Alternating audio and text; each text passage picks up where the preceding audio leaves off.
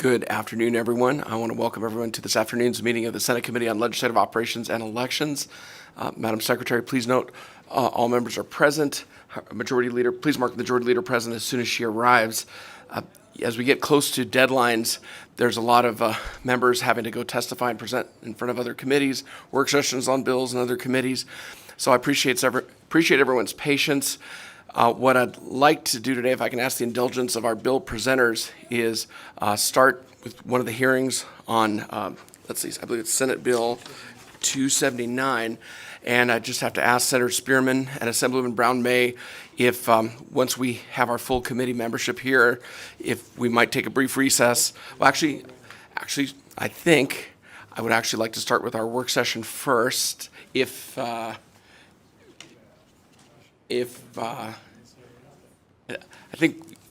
think we will, we'll be at ease, and I think we're going to start with our work session first. And I appreciate everyone's patience. I know we've got 2 bill presentations, we've got 3 matters on for work session. So we'll just be at ease for a moment.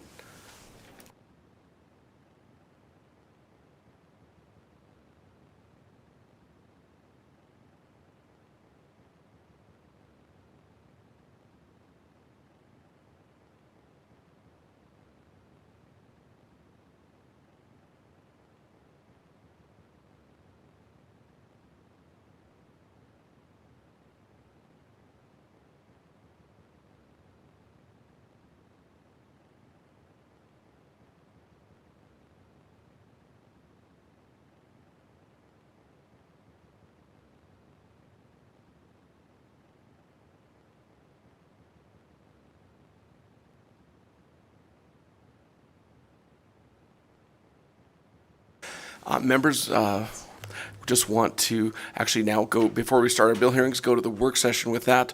Our policy analyst, Director Anthony, if I can turn that over to you. Thank you, Mr. Chairman. Nick Anthony from the Research Division. For the record, today before the committee there are 3 bills on work session, starting with SB 87. Senate Bill 87 revises provisions relating to state employment. It was heard in this committee on March 7th. Out of the interim Standing Committee on Natural Resources, as you'll recall, Assemblyman Watts presented the bill. During the hearing, Assemblyman Watts presented a conceptual amendment and indicated that he was working with interested parties on a further conceptual amendment. That amendment is attached to the SB 87 work page, and it's meant to bring the bill in line with the federal public land corps and ensure that the non-competitive hiring process is being utilized appropriately to hire entry-level positions directly related to the service that was completed in the Job Corps. With that, Mr. Chair, I'd be pleased to answer any questions.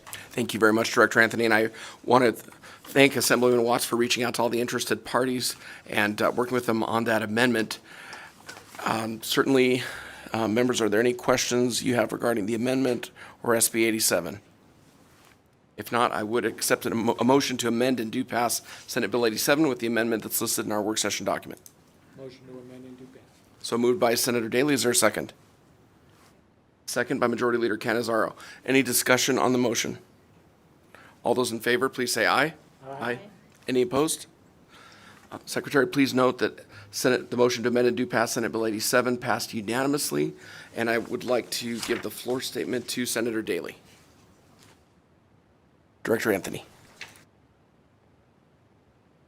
Thank you, Chair Orenshaw. The next bill on work session is SJR 5. SJR 5 urges Congress to expand the Supplemental Nutrition Assistance Program and the Special Supplemental Nutrition Program for women, infants, and children to cover the purchase of menstrual products. The bill was brought forward by Senator Scheibel and others. It was heard on this committee on March 28th, 2023, and there are no amendments, Mr. Chair. Thank you very much, Director Anthony, and I appreciate Senator Scheibel's hard work on this resolution. Members, any questions regarding SJR 5? If not, I would accept a motion for due pass Senate Joint Resolution 5. Senator Krasner, motion for due pass. Is there a second? Second. Senator, I think Senator Sievers-Ganser got her hand up quicker than you, Senator Daley. So I have a motion and a second. Motion by Senator Krasner, second by Senator Sievers-Ganser. Any discussion on the motion? Not seeing any discussion. All those in favor, please say aye. Aye. Any opposed? Secretary, please note that SJR 5 passed unanimously. The motion was due pass, and the floor assignment will go to Senator Scheibel, and I can be back up if, for any reason, she's not present that day in the Senate.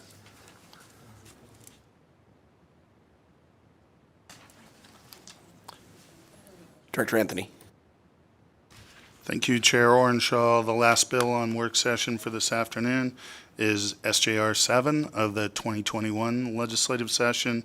SJR 7 proposes to amend the Nevada Constitution to remove the constitutional provisions governing the Board of Regents, authorizes the legislature to provide by statute for the governance of the state university, and authorizes the legislature to provide by statute for the auditing of public institutions of higher education in this state. The bill was heard on March 21st in this committee, and there are no amendments, Mr. Chair. Thank you, Director, and I definitely want to thank Senator Dawn Darrow Loop for all her hard work on this legislation. Members, any questions regarding SJR 7? If not, I would accept a motion for due pass. Motion to do pass. I have a motion from Senator Daly. Is there a second? Second from Majority Leader Cannizzaro. Any discussion on the motion? All those in favor, please say aye. Aye. Any opposed? Secretary, please note that SJR 7 passed unanimously, and I will give the floor statement to Senator Dawn Darrow Loop. And Senator Daly, if you'll be back up in case for any reason she's not there. Thank you. With that, we are done with the work session, and I'd like to open up the hearing on Senate Bill 279. We are very lucky to have Senator Spearman and Assemblywoman Brown May here to help us present Senate Bill 279. I may have to run over to Natural Resources, so at some point I may have to hand the gavel over to Vice Chair Daly, but appreciate your being here to present the bill.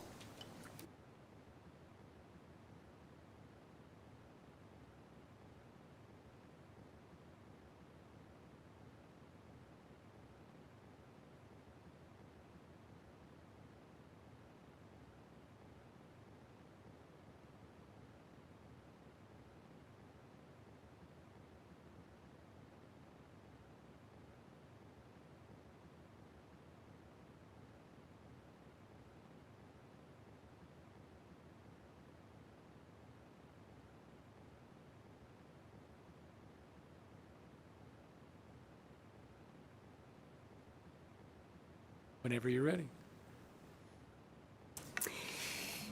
Thank you, Vice Chair Daly and members of the committee.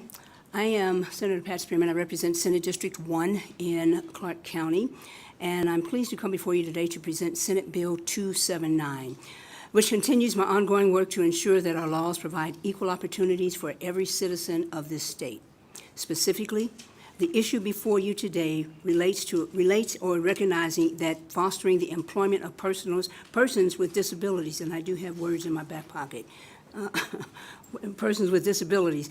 And so basically, this is a bill that I heard during our CSG West back in December, and a couple of states had already done it, and I got to thinking, I said, you know, we continue to pass bills that require employers to recognize the abilities of those persons who are differently abled, but I'm not so sure that we've done as much as we can inside our state to do the same.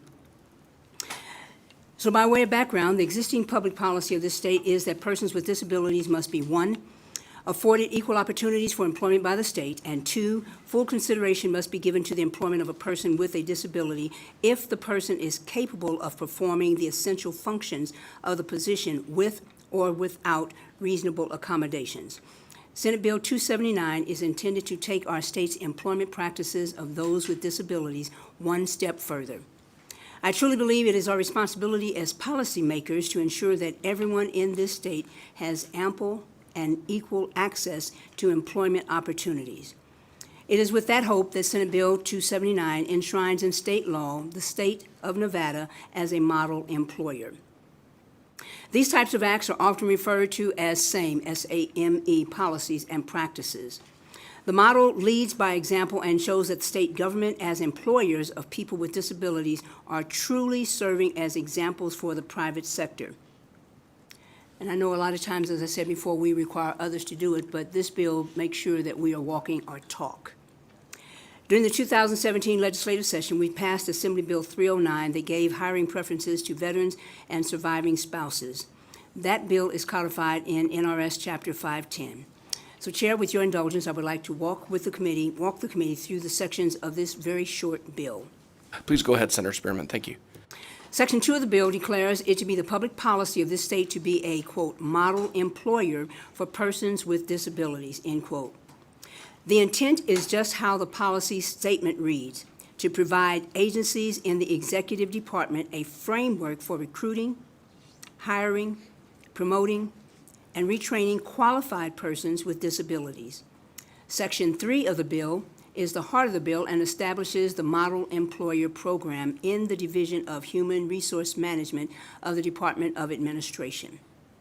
This program will ensure best policies, practices, and procedures for hiring, promoting, and retaining persons with disabilities. It also requires the Division of HR to work with Rehabilitation Division of DETR to provide technical assistance in such endeavors.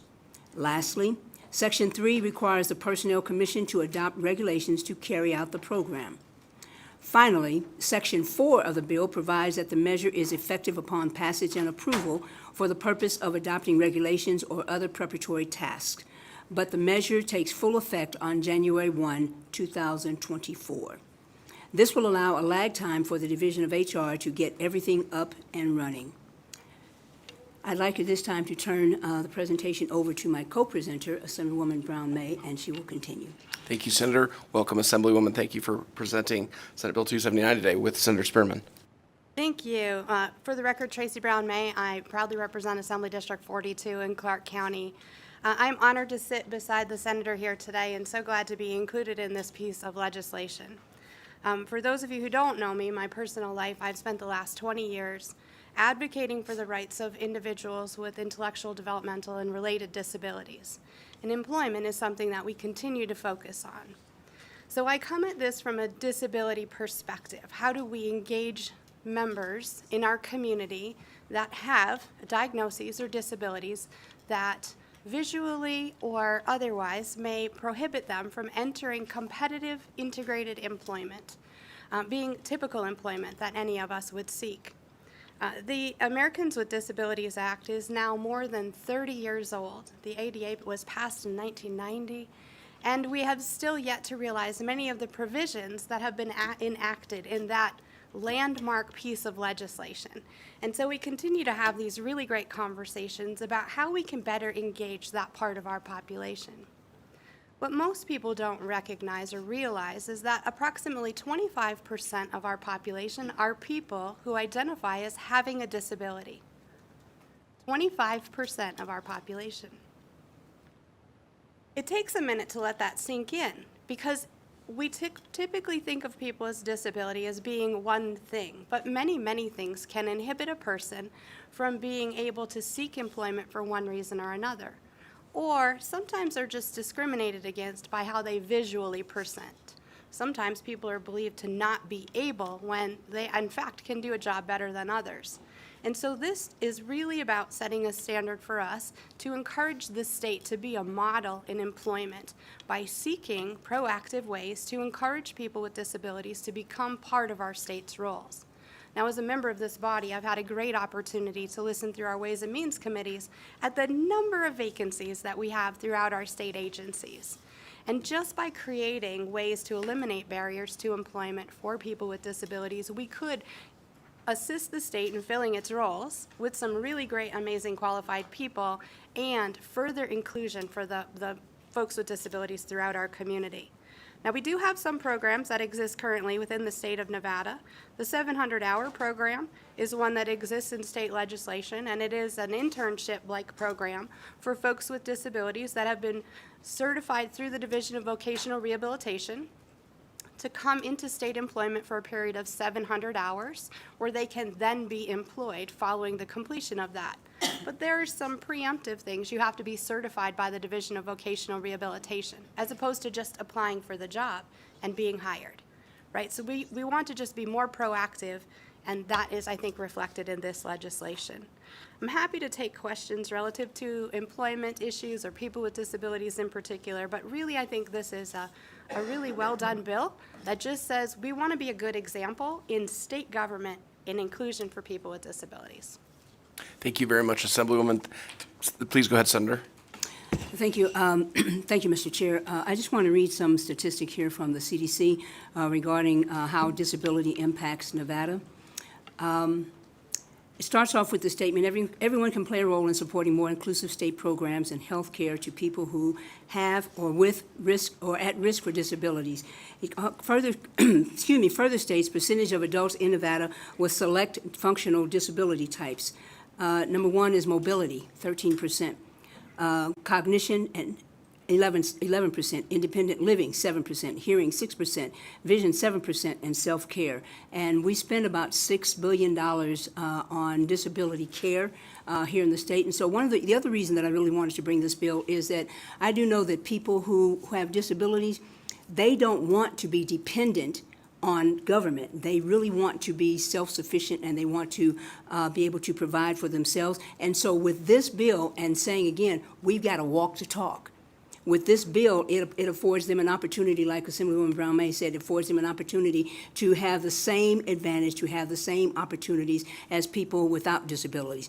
I have a couple of souvenirs from my 30 years in the military. One of them is hearing loss. And I didn't even realize that I had hearing loss until I was being processed out for medical retirement. And they kept saying, Senator, you know you have hearing loss? I said, what? You know, and those of you who have served with me my entire time in the legislature know that I used to have a whole lot of difficulty hearing people. Well, I got hearing aids. Another thing that happened to me on an exercise, I injured the nerves in my arm. And so that rendered me, I used to be right-handed, now I'm left-handed. But nothing's wrong up here. And so if people looked at the hearing loss and they looked at the fact that I have a dystonic hand, then they probably wouldn't want to hire me. But I am still able to do some things. And I think the same is true for those people who are living with disabilities. And some people like to refer to themselves as differently abled. So I'll answer any questions if you have some at this time, but I am really honored and proud to present this legislation with Assemblywoman Brown May. Senator Spearman, Assemblywoman Brown May, thank you for this important legislation and your presentation. Members, any questions regarding Senate Bill 279? Just a brief statement I want to make. Having worked down in Las Vegas at the courthouse, I've been able to get to meet with some of the blind vendors that operate the cafes and the snack bars there, and tremendous job that I think it's now called Business Enterprises of Nevada does, and tremendous job trying to help folks who want to have that small business opportunity, and I think this will just expand so many opportunities. So thank you for presenting the bill. Appreciate it. I'd like to now take testimony in support of Senate Bill 279. If there's anyone who wishes to speak here in Carson City, I'd be open for testimony here in Carson City, and then we'll go to the phone lines.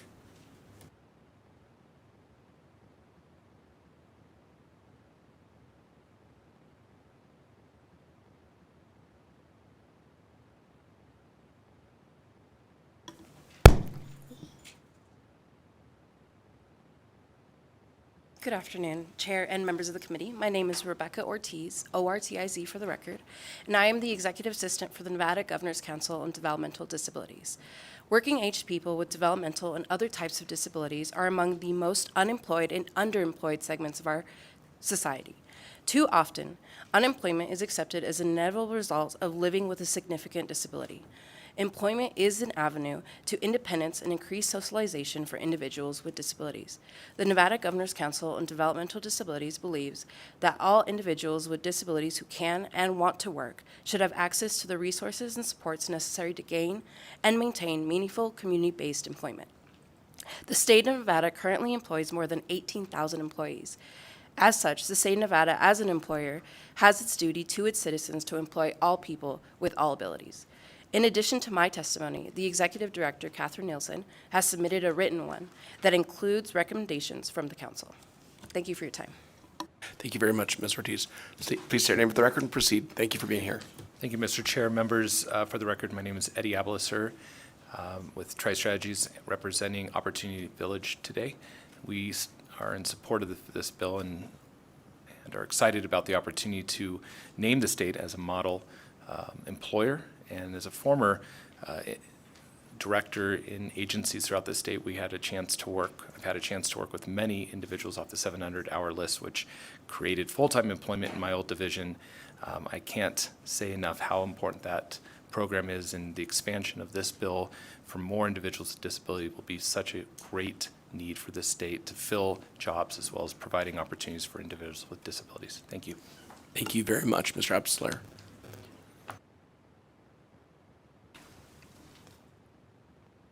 Thank you for this opportunity.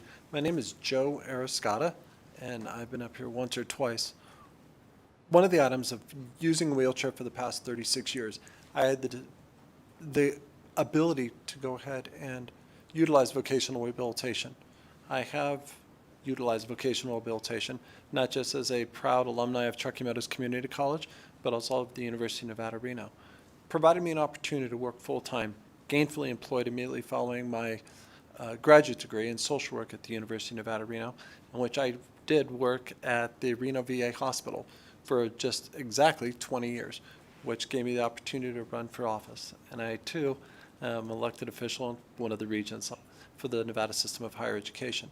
But like the 13th, 14th, 15th, 19th Amendment, in addition to the Section 504 of the 1972 Rehabilitation Act, and in 1990, as previously mentioned by Assemblywoman Brown May, the ADA has been in law for 30 years. And still today, excuse me, Eddie, I have a 74-inch wingspan, but yet I'm not able to reach the microphone. Downstairs coming into the building and the main entrance in the elevator, once again with that large wingspan, I cannot push the button to go up or down the elevator. Often when we look in our own house, let me rephrase this, often going through our own houses, we have clutter, we have messes, and we just kind of go right past them. I do the same thing in mine, guilty as charged. But when we're in the house, when we are in the house of the people, the house in which all individuals with disabilities, all individuals who are walking, talking, not seeing, not hearing, who need hearing aids, cochlear implants, visual impairments, everybody should have the right to have a voice. Looking at our own house, the people don't have access to going up to the second floor. Sure, there's elevators way down the hallway, and I found those elevators, but it's not at the front entrance. I see the button. I have to ask the gentleman here to my right, Eddie, to push the button for me. So we need to look at our own house also. But in regards to voting, having the opportunity to vote as a very distinct privilege that we as Nevadans all have. It gives us to have another voice, to place our name down and place our voice down and place a check mark next to the individuals whom we seek should represent us. I'm proud to say I'm speaking on behalf of the Assembly individuals behind me, Assembly women behind me, and those people with disabilities, that access is imperative. And I thank you all for this opportunity. Thank you very much, Regent Arascata. Thank you. If there's anyone else in support of Senate Bill 279 here in Carson City? If not, broadcasting, if we can go to the phone lines. Testify in support of SB 279. Press star 9 to take your place in the queue.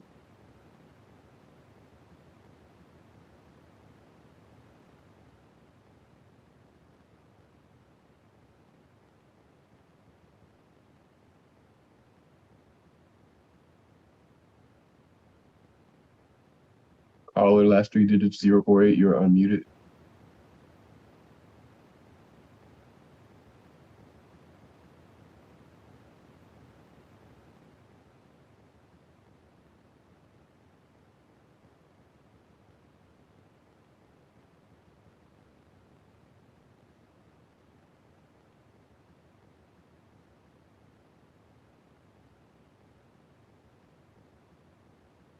One moment, Chair. Going to next caller.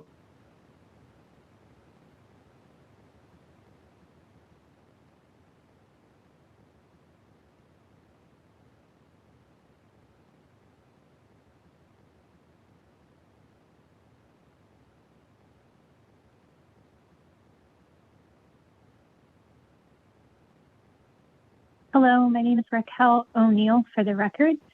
I am the current chair of the State of Nevada Rehabilitation Council, and I myself have lived with visual impairment, complete blindness since age 15 in the state of Nevada. And I just want to lend some weight towards this Senate bill in support of it, and wanted to just say that everyone with a disability who is allowed the opportunity to be employed in the state will have a great impact on what is available to us and for us, and be able to provide a really important role in what we do together. And I'm sorry for the distraction. I have a little daughter in the background, but I just really wanted to applaud the access effort being made and would like to provide support towards this bill draft. Thank you. Thank you for your testimony.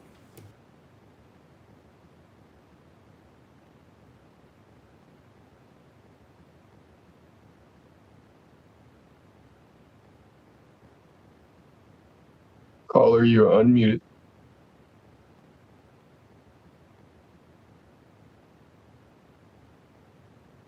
Caller, please ensure that you are unmuted on your end. Please make sure that your telephone is unmuted.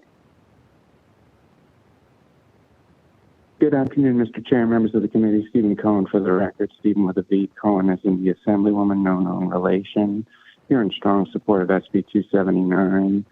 For me, this issue is personal. In 2018, I was hired under the 700-hour program by Medicaid. Passed the 700 hours, and then Medicaid waited until my 11-month review, the review that determined whether or not I was going to become a full-time employee, to let me go. They scheduled it, and they canceled it, and they let me go. Just one last statistic, and then a friendly amendment for the presenters. 53% since the program became mandatory in the 17th session have passed probation, which is 1 year. And the friendly amendment I would offer the presenters is to apply this to the legislative branch, judicial branch, and NC. With that, Mr. Chair, thank you, and I yield. Thank you very much, Mr. Cohen, and I'd encourage you just to reach out to Senator Spearman and Assemblywoman Brown May if you'd like to propose any amendments. Thank you for your testimony.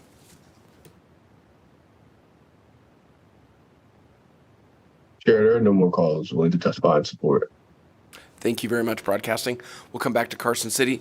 Testimony in opposition to Senate Bill 279. All right, not seeing anyone here in Carson City. Broadcasting, is there anyone in opposition to Senate Bill 279 on the phone lines? To testify in opposition of SB 279, press star 9 to take your place in the queue.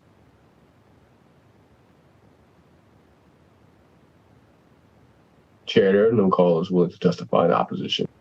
Thank you very much. I'd like to come back to Carson City. Neutral testimony on Senate Bill 279. Anyone who's neutral to the bill wants to be heard?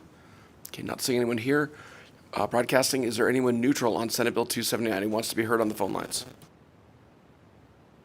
To testify neutral to SB 279, press star 9 to take your place in the queue.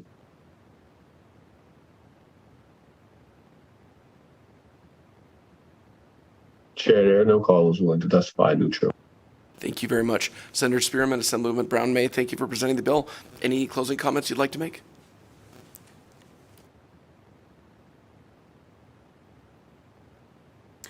One of the good things about the Divine is that diversity is all over the place, the flowers, the trees, everything. And I think that this bill takes us one step further in honoring and acknowledging that we are stronger together, and it is our diversity that really makes us great. Thank you. Thank you for presenting this important legislation, Senator. Thank you, Assemblywoman. With that, we'll close the hearing on Senate Bill 279 and Senate Bill 326, sponsored by Vice Chair Daley. Appreciate you presenting the bill today, Senator Daley. We'll open the hearing on Senate Bill 326.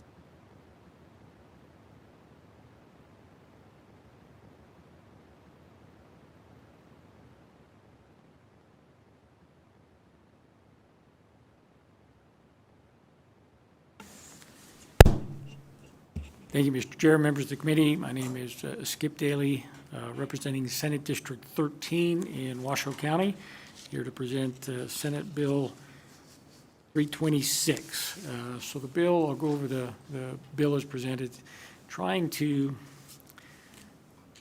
fix a few things in the campaign practices, if you will, so it's all in NRS 294A. So the bill, as it originally drafted, covers the same language in several different areas of legislation, but essentially the same is for candidates. When we have to report, we have a lower threshold than some PACs or some other people making independent expenditures. We don't lower the thresholds on political action committees or other entities making independent expenditures and so forth. But we do say we want to see all of your contributions above $1,000. We're now adding in language that we want to see the contributions that are less than $1,000 in total. In other words, you don't have to report every $100 contribution, but if you got 10 $100 contributions, you're going to report $1,000 in contributions that were less than the $1,000 threshold. And then, of course, the other part that we want to do is have those entities also then report what their cash on hand is, what the balance is in their account. We also clarify in one section towards the end, if you read the bill through, that says when you're reporting, if you're a large multi-state or out-of-state organization, you only need to report the contributions that you received in Nevada or the expenditures that you made in Nevada in regard to that. The cash on hand is your cash on hand for throughout. On that, I could go through section by section, but basically the language repeats those things essentially throughout every section of the bill. There's a couple of amendments that I would hope to make, and last minute, I'm sorry, we're getting close to the end, so I'll just go over them verbally and what I'm hoping to do, and when we get that in a more formal way or example, I'll be able to share that with the chair and the committee. So one of the things that we'd like to do would be in NRS 294A.0055, which is the definition of a political action committee. And I know for years, there's been some clarification people would ask me, says if I just make a contribution, if I'm only making a contribution, I'm not doing anything else. I'm not, doing campaign ads, I'm not doing TV, I'm not doing radio, I'm not doing any mail, just make a contribution. Am I a PAC and do I have to register? So clearly, if it's one of the gaming organizations or whatever, they're not necessarily registered at PAC just for making a contribution. So individuals are in the same category. They're not. So we're trying to clarify that if that's the only activity that you're engaging in is making a contribution, and then on the other side, whoever you're giving the contribution to has to report it, then you're not defined as a political action committee and would not have to register and do the rest of the reporting. So that would be one thing we're hoping to fix and clarify. The other thing that I'd like to do, obviously conceptually, and I'm kind of going over it, is in 294A 160. And in that section, I think it was several years ago, I remember Senator Atkins was still here.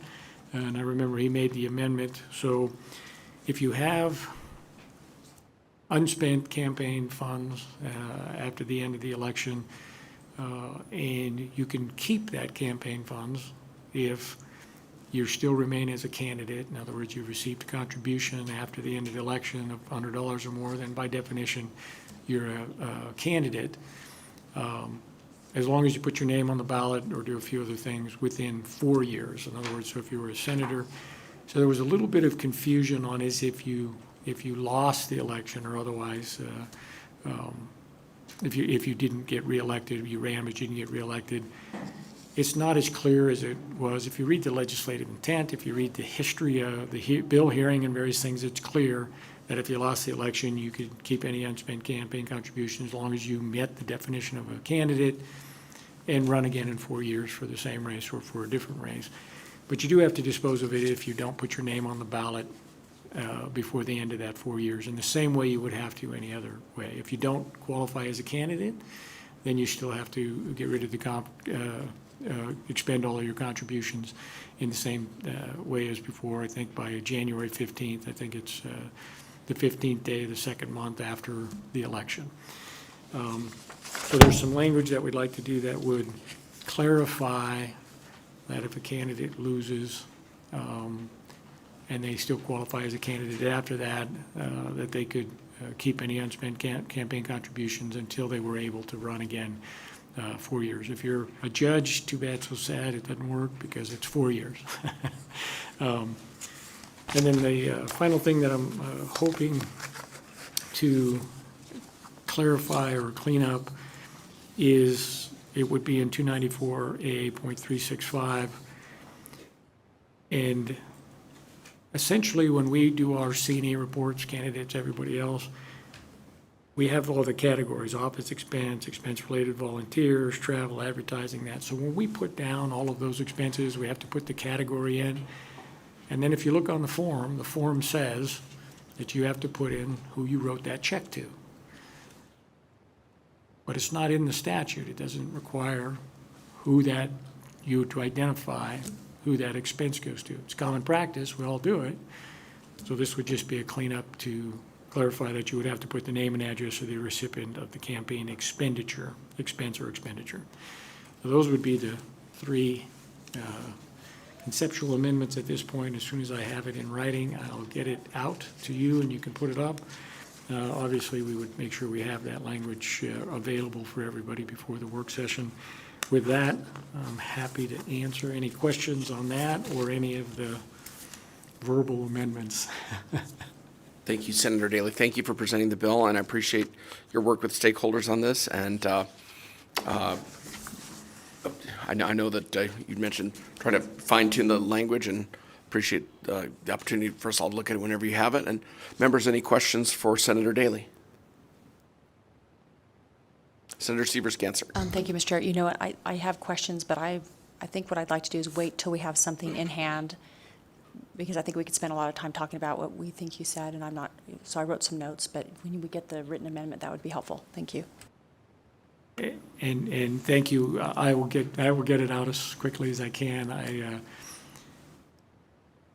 I have the concepts and things we want to do. I'm telling you, when I was working on the bill, and I read 294A probably 10 times. I don't wish that on anybody, but it's a lot of stuff, a lot of steps, and a lot of confusing parts. And I talked with LCB about trying to streamline it, but they said it's that way for some legal reasons on the identification of the entities. So yes, I will get that to you quickly as possible, and would be happy to answer your question. Thank you very much, Senator Daley. If you make sure we all get that, appreciate it. Any other questions, members? All right, not seeing any additional questions, I'd like to take testimony in support of Senate Bill 326. Anyone here in Carson City who'd like to speak in favor of Senate Bill 326? Please state your name for the record and proceed. Good afternoon. Good afternoon, Mr. Chairman, members of the committee. My name is Janine Hansen. I cannot speak to the amendments because, of course, we haven't seen them.